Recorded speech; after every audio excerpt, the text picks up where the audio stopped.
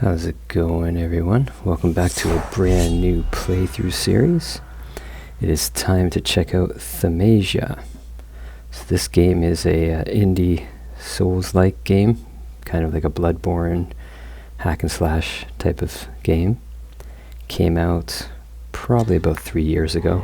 I played it on launch, and I recently picked it back up on physical disc for the Xbox, so I figured it was time to make a series from it.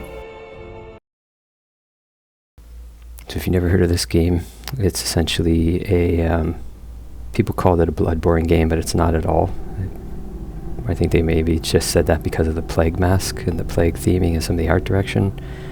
It's more of kind of a hack and slash, quick deflect, quick parry, with a bit of souls like in there. Obviously you lose your stuff if you die, you have to go back and get it, etc. Not a whole lot on the story here. So it's a lot of just static images and words. But essentially the world is taken over by plague, and your main character, called Corvus, you cannot do any character design in this game. And as Corvus, you have no memory from the plague, and you have to recover your memory by doing little missions in areas. So it's not a huge interconnected world. It's more like a couple medium-sized maps that are interconnected. And then you can do side missions or sub-missions inside of those as separate playthroughs. Alright, so let's get started. So this is the tutorial mission. It's pretty quick. It's going to be like 10-15 minutes long. I do have fond memories of this game. It's got some bumpy edges. The bosses are kind of cool. Some of them are gimmicky. The first boss is probably the hardest boss in the game. So here you've got your main stats that we'll get to leveling. You have plague weapons, which are essentially a way to take out the major health bar of an enemy. And you have potions that you can upgrade as you play. And then what's cool is you have talents. Talents are interswappable. As you level up, you get a talent point, and you can apply them on and off, turn different things on as you want, which is cool. It's a way to change your build really quickly. So you've got deflect talents, dodge talents, and so forth. Then we got our items, the quest items and consumables. Collection, which is just collecting. There's lots of hidden stuff around. It's very much a Dark Souls style of the story is not clear, and you pick up a lot of things to learn about the world. Just going to adjust my sensitivity before we get going, and turn off motion blur if I can.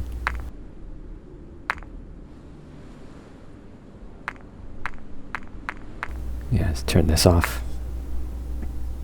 It does have a bit of motion blur, which is distracting.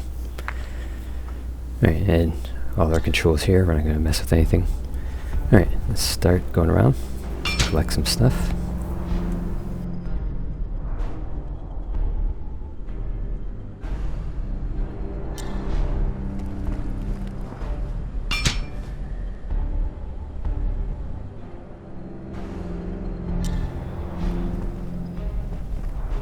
Alright, so combat in this game, if you've ever played something like Sekiro, is closer to that than a Souls-like. You've got a white armor sort of bar, and then you've got a green health bar underneath that, and you have to chip away at their white bar to get to their actual health bar. So you see there, I'm getting the green going down. That's actually them. You get them hurt enough, you can execute them. And you've got these special plague weapons that can hurt that green bar faster. So you want to kind of chip them down with your saber, and then use your claw or your plague weapons to permanently hurt them. There's also a deflect. You have to really use deflect in this game. So like Sekiro, it really has a deflect you have to learn if you're going to play the game, especially for the first main boss. And if you damage their white bar and then you don't actually damage the green bar that's revealed, you just wait, it will refill back up to the white bar. So it's really a game of being aggressive, chipping down that outer armor, taking their health, and then backing off, deflecting, wearing down another layer of the white to get to more green, and so on.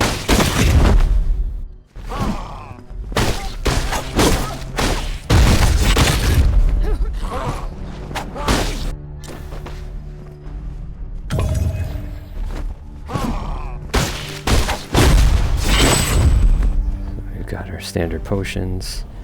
Potions are upgradable. And what they call the green bar is actually their wound, so the more you hurt them and their wounds are permanently hurt. You get the claw in a second. So the claw is a special attack that when the green is exposed, it can take the green down a lot faster.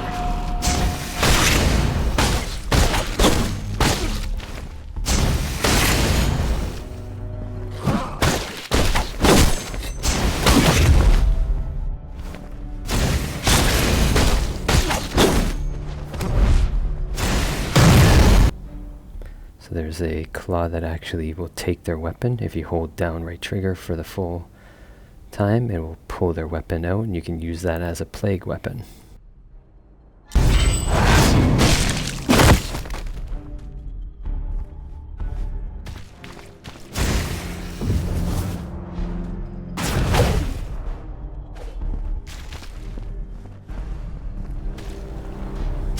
When you pull their weapon from enemies, say it's like an enemy with an axe like that, you pull their weapon. It's called a reeved weapon, and then you can press Y to use that weapon back on the enemy.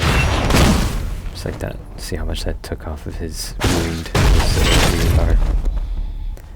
So we will get plague weapons too that we unlock and we can upgrade. That'll go on your primary plague weapon, which would be the X button, at least here on the Xbox.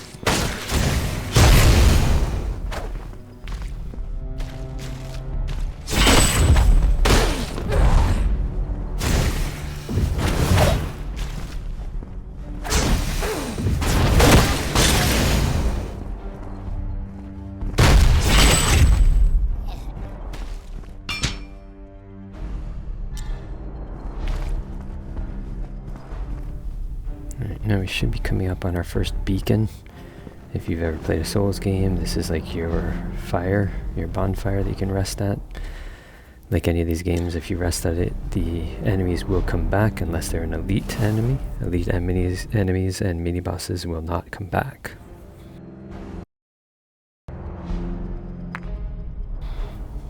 And you can see here, everything's still locked because we're in the tutorial, but eventually we'll be able to level up, unlock talents, and deal with our potions and everything else. So if I go back here, you're going to see that the enemies are back and they're alive.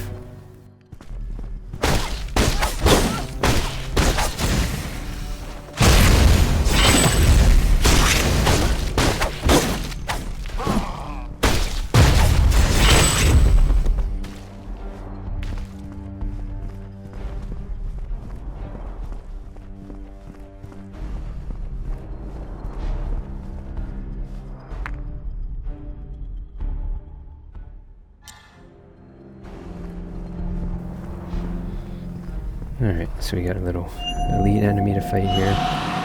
We'll learn about feathers, which are our throwables. You can throw feathers, and when they're flashing green and you throw, it can actually stun them or stop their attack. Otherwise, you would get hurt by the critical attack. So this guy's gonna attack us. He's gonna flash green. We're gonna try to throw a feather right as he turns green, just to stun him.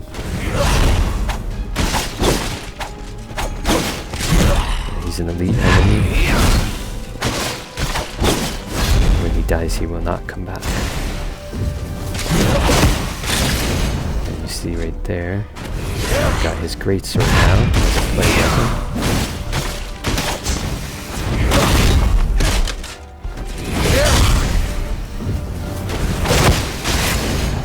Just taking chunks of his wound. And there you go. So that was the feather.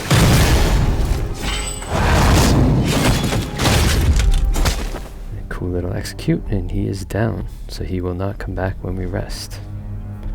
You can see how he flashed green and you threw the feather at him, and it just stopped him in the middle of his combo.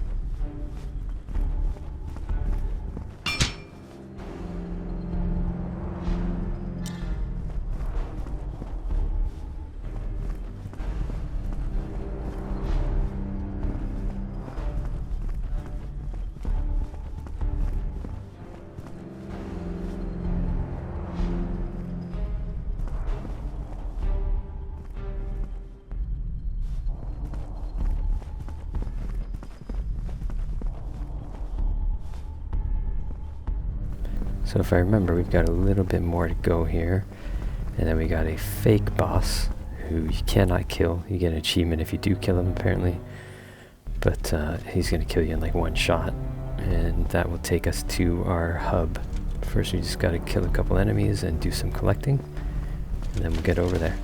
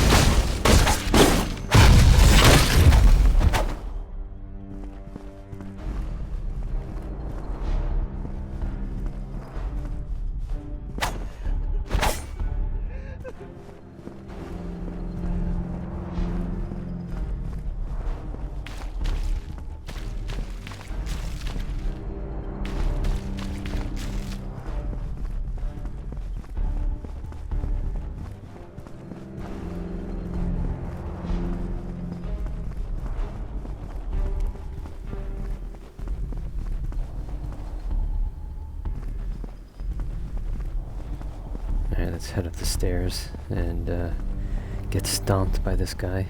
I believe you fight him much later. He's not too hard when you fight him either. He's just kind of big old greatsword knight. But at this early stage, he will annihilate you. Give it a 1 or 2 hits, and then he'll probably take me out quick. That's another boss that we'll fight later.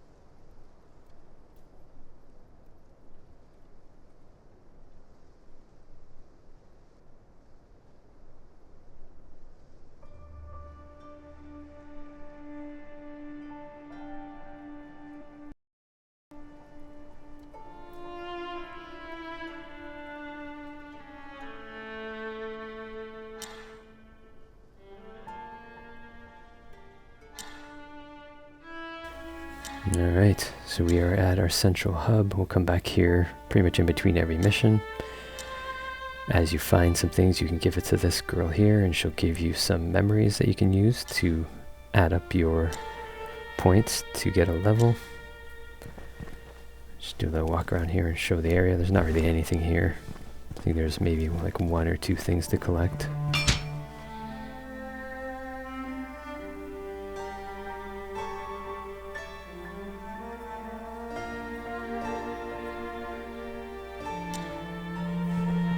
And if you're into lore, there's lots of stuff to read in this game. I really don't have the patience to read most of it, but... And then over here, you've got the map. So the main map menu is just how you pick the missions.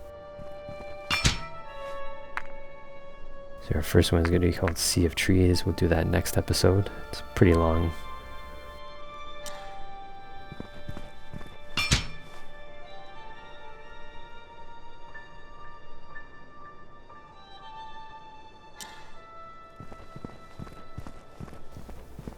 And usually every time you finish a mission, you're going to end up waking up out here somewhere in the Philosopher's Hill with that little girl with you. But there's nothing really else out here at the moment.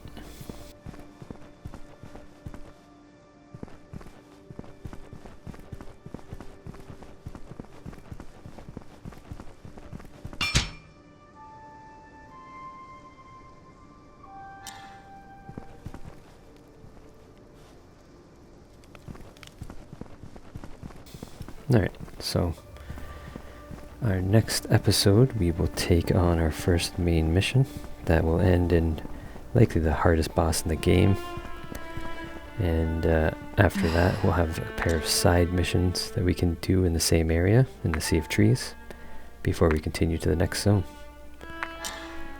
As always, thanks for watching. Make sure to like and subscribe. For now we'll end this one, and I'll see you next time. Bye for now.